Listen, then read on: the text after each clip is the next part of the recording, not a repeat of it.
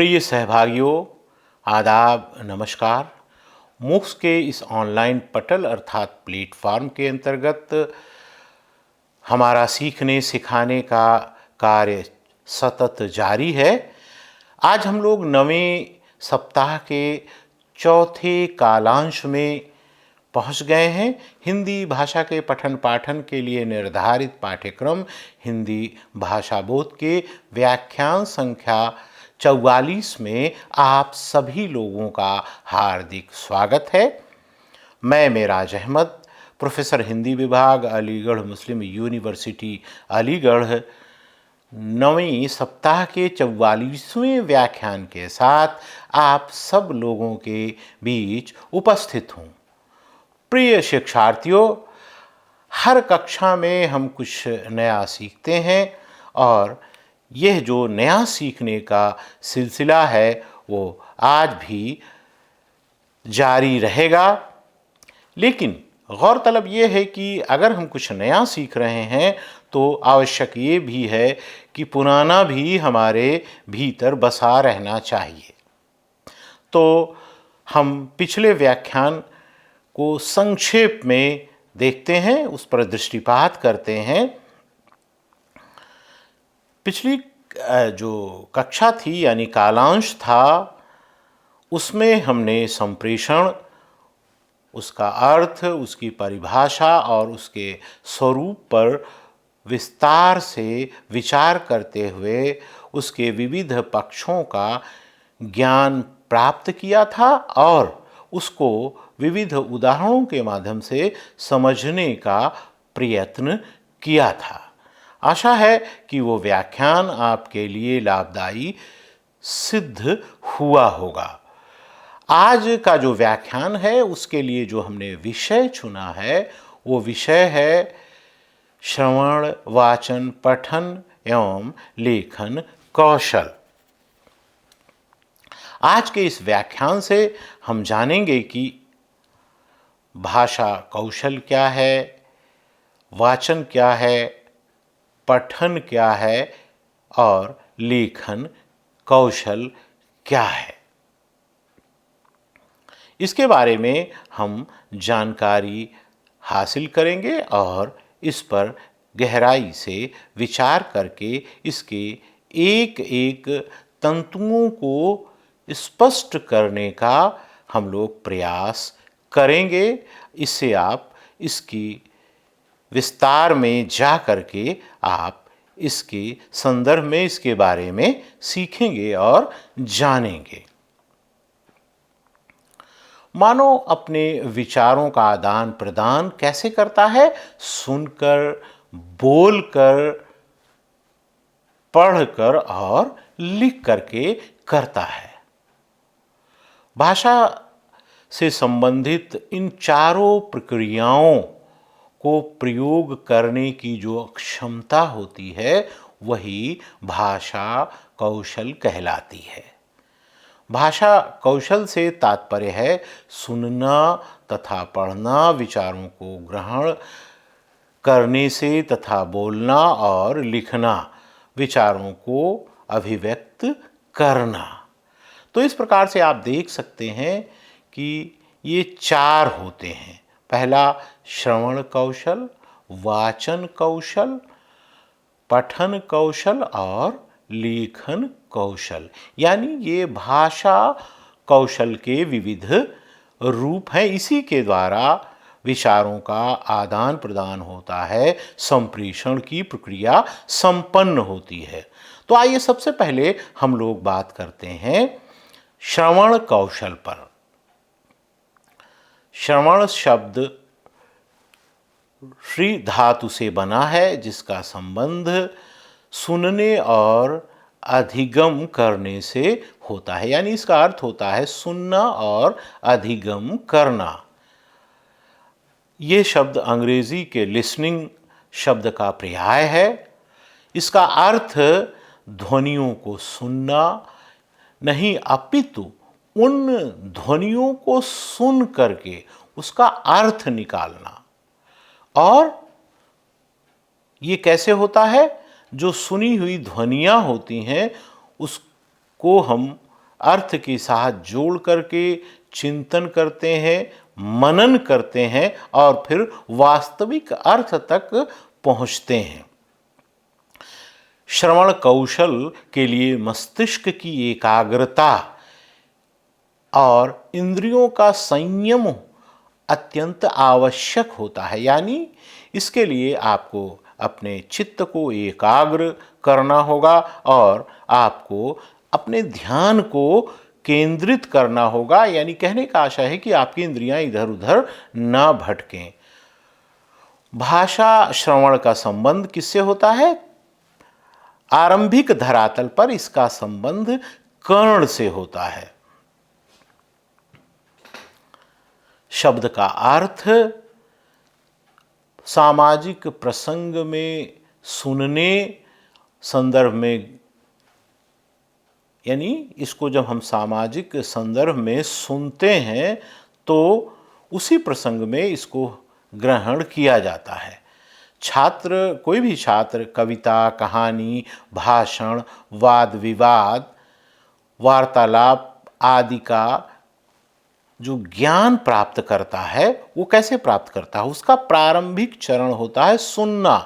वो सुनता है तब वो सीखता है और सुन करके ही उसके अर्थ तक पहुंचता है।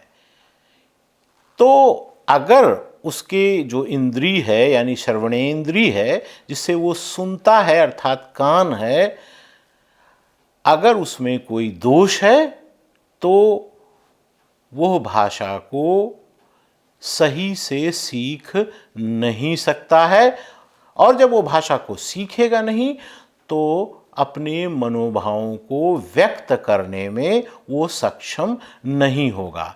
इसलिए आवश्यक है कि कर्ण जो इंद्रिय है वो दोष रहित होनी चाहिए और अगर नहीं है तो वो सीखेगा नहीं, समझेगा नहीं और उसका यह ज्ञान शून्य के बराबर हो जाएगा।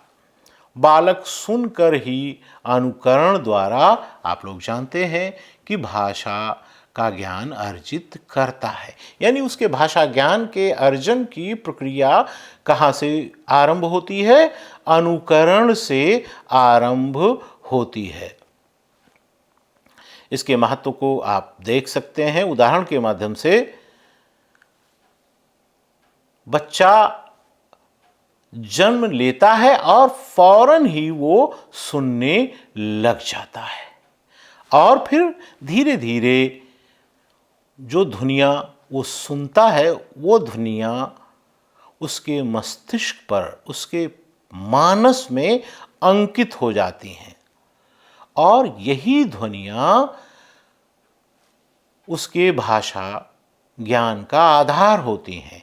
यानी कोई बच्चा अगर बचपन में पापा, नाना, मामा सुनता है, पहले माता पिता इस ध्वनि का उच्चारण करते हैं और धीरे धीरे वो उसके मस्तिष्क में अंकित हो जाती है और वो इस प्रकार के शब्द सीख लेता है।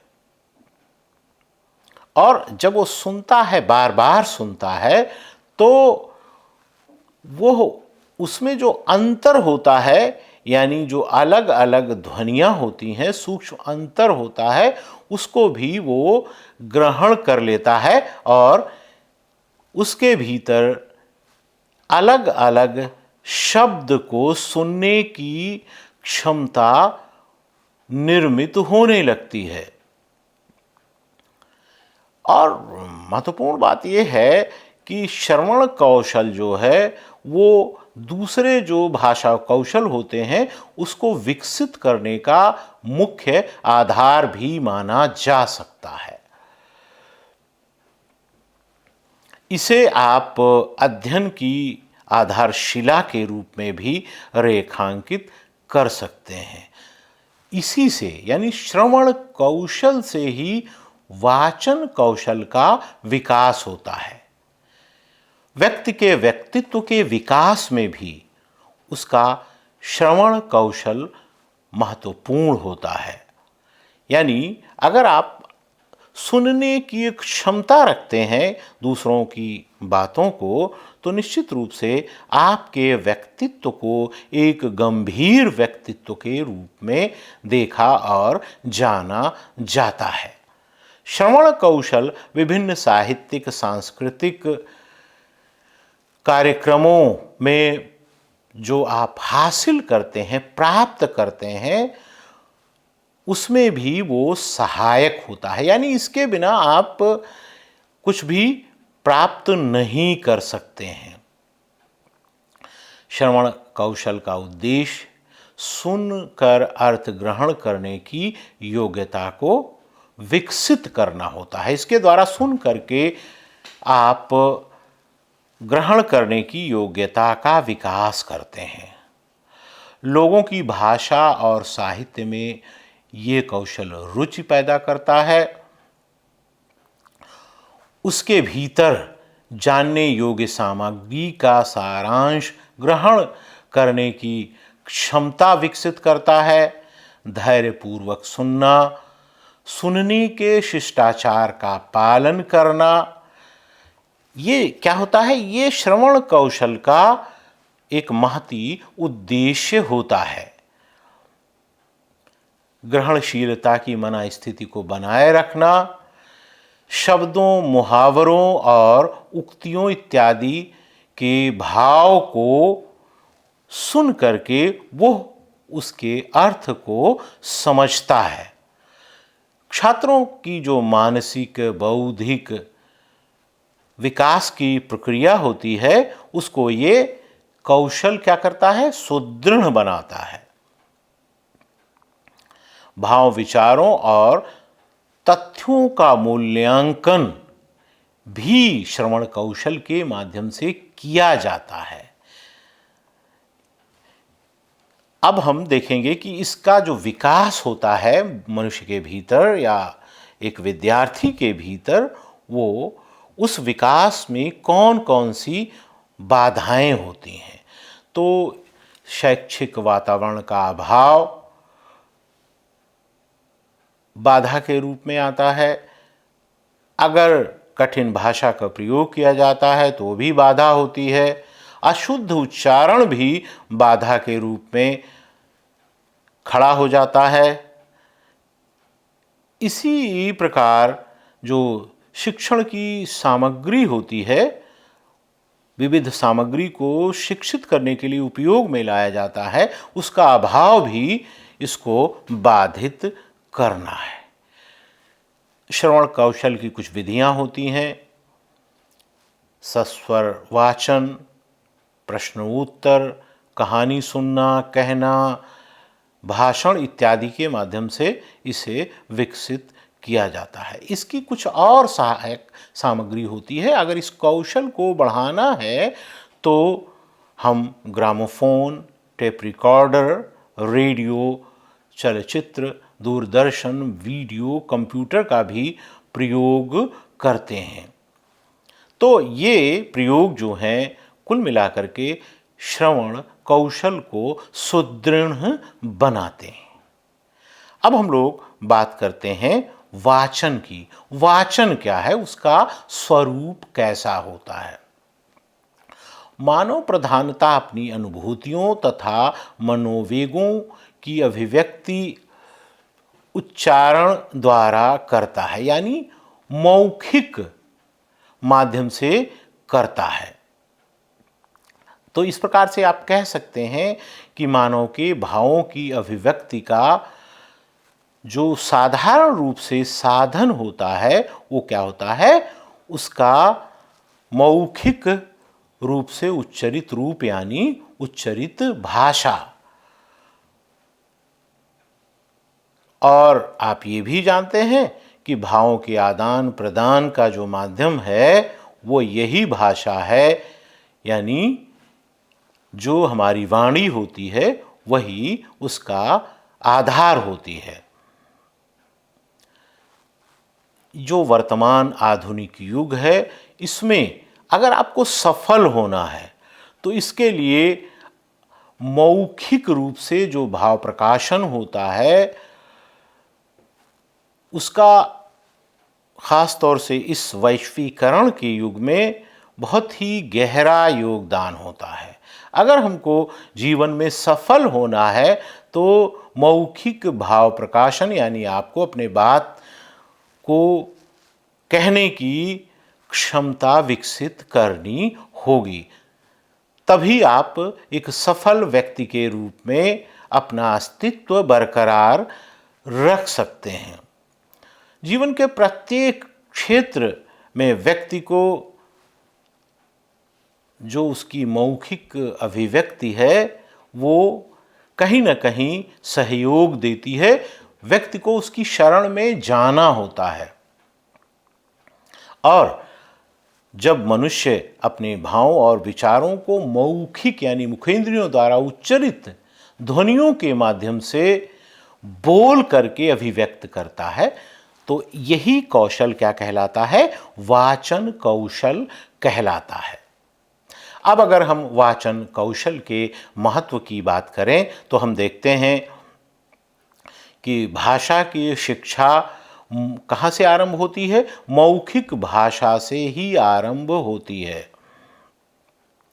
मौखिक भाषा ही यानी मुखेंद्रियों द्वारा जो उच्चरित ध्वनियाँ होती हैं वो ही अभिव्यक्ति का सबसे सरल माध्यम होती हैं।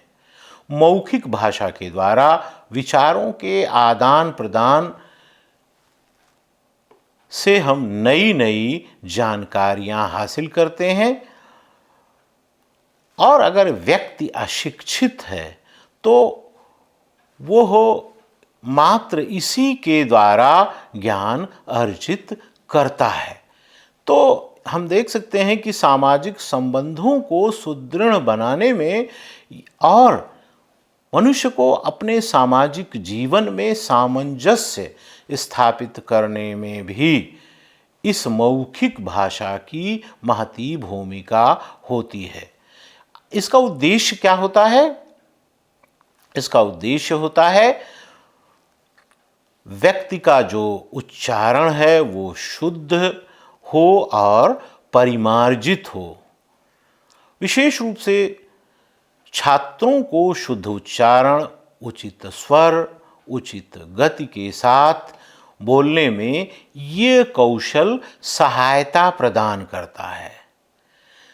अगर इस कौशल में कोई छात्र या व्यक्ति प्रवीण होता है तो वो आत्मविश्वास के साथ निसंकोच अपने भावों और विचारों को व्यक्त कर सकता है। छात्रों का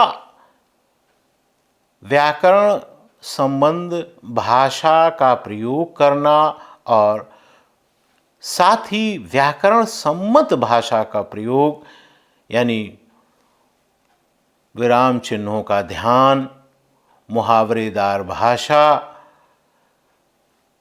स्वाभाविक और संप्रेषणीय उसका स्वरूप जिसका कि हम वार्तालाप में प्रयोग करते हैं, ये इसी कौशल से विकसित होता है। इसके अभिव्यक्ति की कुछ विशेषताएं हैं। वो कौन कौन सी हैं? स्वाभाविकता होनी चाहिए, स्पष्टता, शुद्धता, बोधगम्यता, सर्वमान्य रूप, शिष्टता, मधुरता, प्रवाहमयता, अवसर अनुकूलता इत्यादि इसके महती गुण यानी विशेषताओं के रूप में रेखांकित किए जा सकते हैं।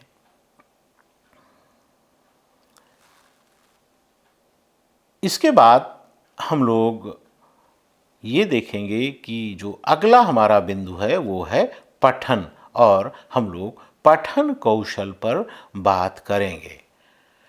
पठन का अर्थ लिखी हुई सामग्री को पढ़ते हुए उसका अर्थ ग्रहण करना, तत्पश्चात उस पर अपना मंतव्य यानी अपनी सोच और अपने विचार स्थिर करना और उसी के अनुसार फिर व्यवहार करना। अर्थात अर्थ एवं भाव को ध्यान में रख करके किसी लिखित भाषा को पढ़ना ही क्या कहलाता है? पढ़ना पठन कौशल कहलाता है। पठन कौशल एक अधिगम प्रक्रिया है।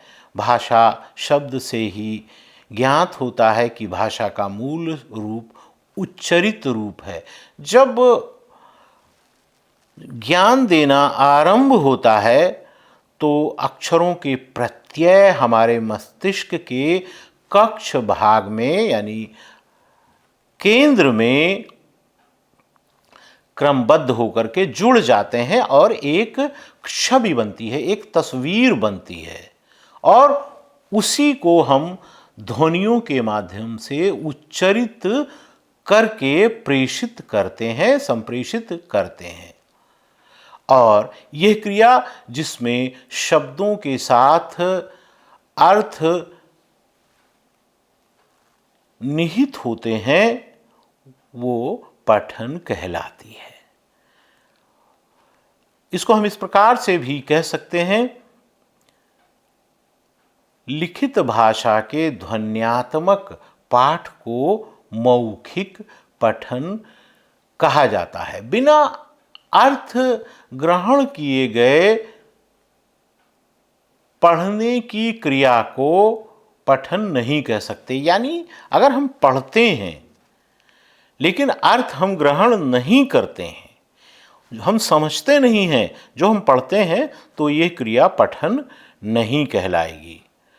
पठन में अर्थ ग्रहण करना बहुत महत्वपूर्ण होता है। इसके बिना ये क्रिया पूर्णता प्राप्त नहीं करती है। अब अर्थ किस धरातल तक ग्रहण होता है, यानी जो वाचक होता है, यानी जो लिखा होता है, उसको आप किस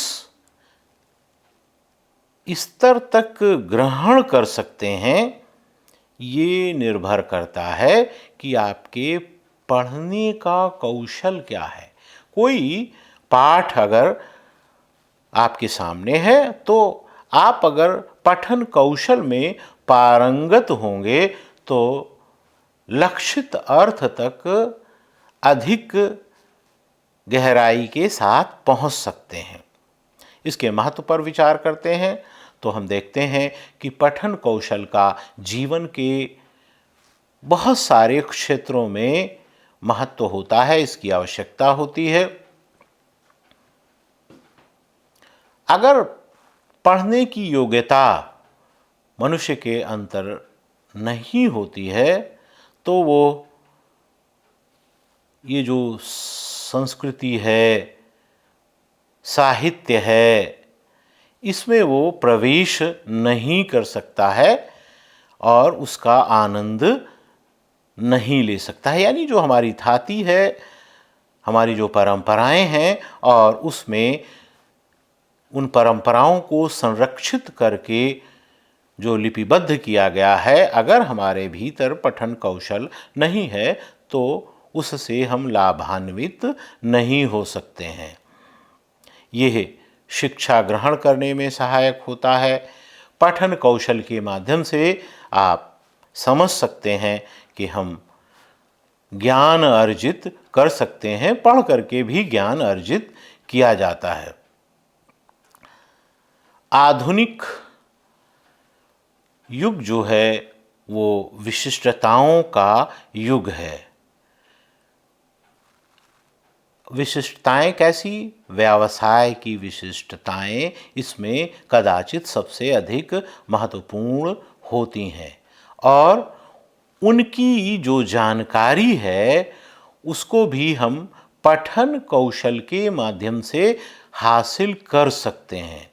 यानी अगर उसकी पेचीदगियों को पुस्तक में वर्णित किया गया है तो अगर हम इस कौशल में पारंगत हैं, हमारी पठन की जो क्रिया है वो गहरी है, यानी उसमें गहराई है, तो हम उसको समझ सकते हैं। इसके अतिरिक्त सामाजिक, राजनीतिक, साहित्यिक, सांस्कृतिक विकास के लिए भी ये जो पठन कौशल है ये आलोचनात्मक दृष्टिकोण उत्पन्न करता है, जन्म देता है। और इसके लिए भी ज़रूरी होता है कि यानी आलोचनात्मक दृष्टिकोण के लिए, चाहे वो राजनीति के प्रति हो, समाज के प्रति हो, साहित्य के प्रति हो, पठन कौशल की आवश्यकता होती है। अब इसके उद्देश्यों पर भी संक्षेप में हम चर्चा कर लेते हैं। इसके द्वारा वाचन के माध्यम से शब्द ध्वनियों का ज्ञान होता है, शब्दों के उचित प्रयोग की जानकारी होती है, हम वास्तविक अर्थ तक इसके द्वारा पहुंच सकते हैं और जो लक्ष्य होता है पाठ का, अगर इसमें हम पारंगत हैं तो त्रुटियों की संभावना कम होती है।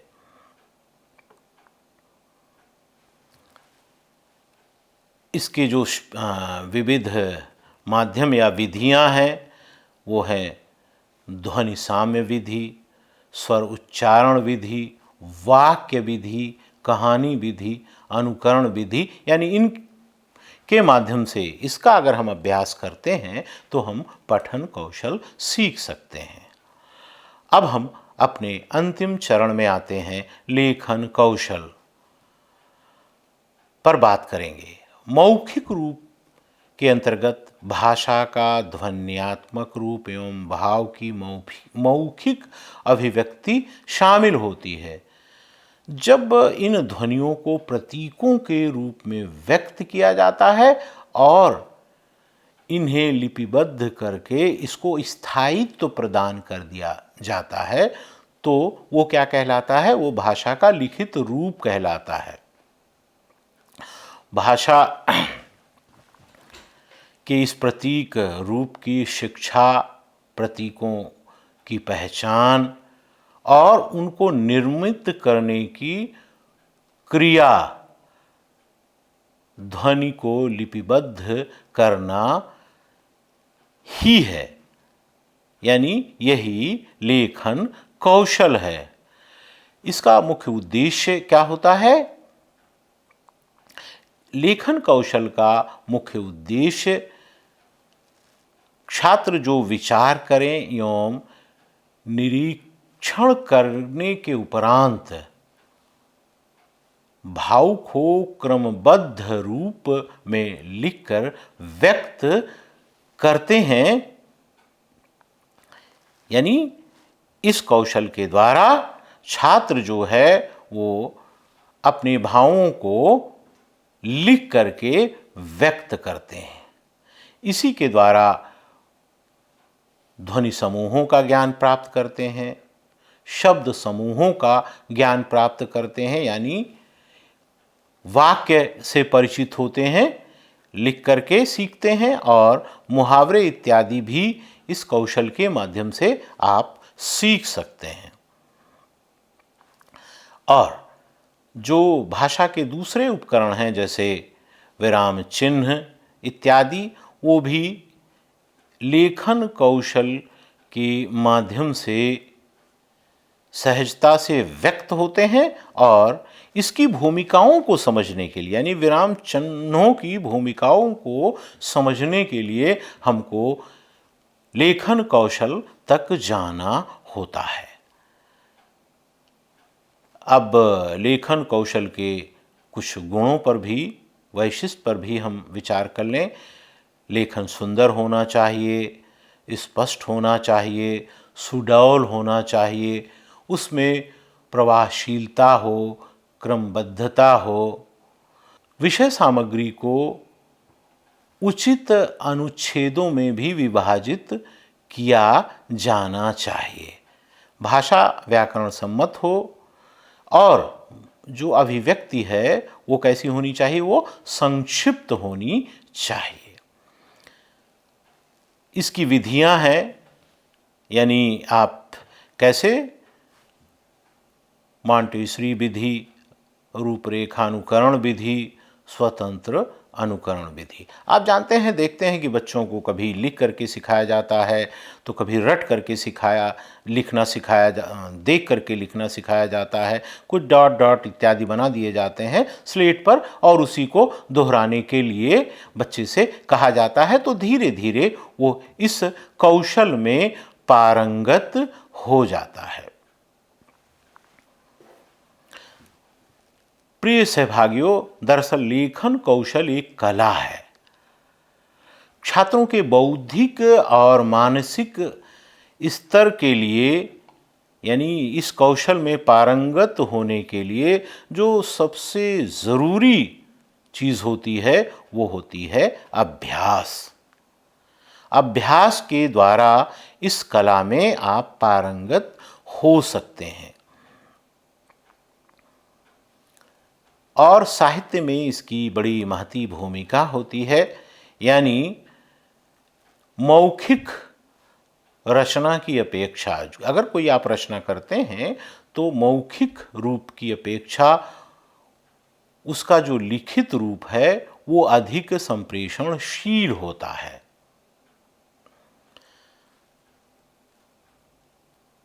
मनुष्य के जीवन में सांस्कृतिक, व्यावहारिक और इतना ही नहीं, अंतर्राष्ट्रीय स्तर के भी जो क्रियाकलाप होते हैं उसका निर्वाह इस कौशल के माध्यम से होता है। तो इस प्रकार से आप समझ सकते हैं कि लेखन कौशल भी भाषा कौशल का एक महत्वपूर्ण अंग है और ये भाषा कौशल को पूर्णता प्रदान करता है। तो उम्मीद है कि आप भाषा कौशल के बारे में कुछ न कुछ ज़रूर समझ गए होंगे, इसकी जानकारी आपको मिली होगी। तो अंत में हम आज के इस क्रियाकलाप के अंतिम चरण में आते हैं। सबसे पहले हम व्याख्यान संख्या 43 की उत्तरमाला आप लोगों के सामने प्रस्तुत करेंगे। प्रश्न 1 का उत्तर बा, 2 का अ, 3 का भ, 4 का ब और 5 का सा। अब हम प्रश्नों पर आते हैं। 5 प्रश्न आप लोगों के सामने प्रस्तुत किए जा रहे हैं। श्रवण, वाचन, पठन और लेखन भाषा के 4 रिक्त स्थान हैं। विकल्प है अ विशेषताएं, ब उद्देश्य, सा कौशल, दा इनमें से कोई नहीं। प्रश्न 2, लेखन कौशल का अर्थ है लिपि प्रतीकों के माध्यम से विचारों को अंकित करना। विकल्प अ, विकल्प ब पाठों को पढ़ना, विकल्प स बोलते हुए सुनना, विकल्प द सही उच्चारण। प्रश्न संख्या 3, पठन कौशल में महत्वपूर्ण है। विकल्प अ वर्णों की पहचान, विकल्प ब पढ़ने की गति, विकल्प स अर्थ एवं अनुमान, विकल्प द अन्य।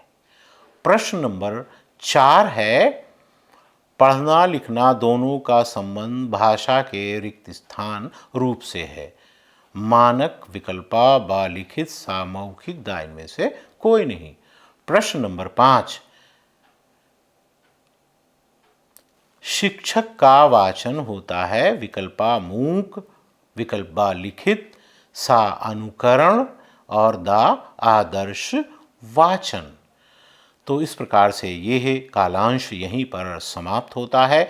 आप आरंभ से लेकर के अंत तक हमारे साथ बने रहे, इसके लिए मैं आप लोगों का आभार व्यक्त करता हूँ। धन्यवाद।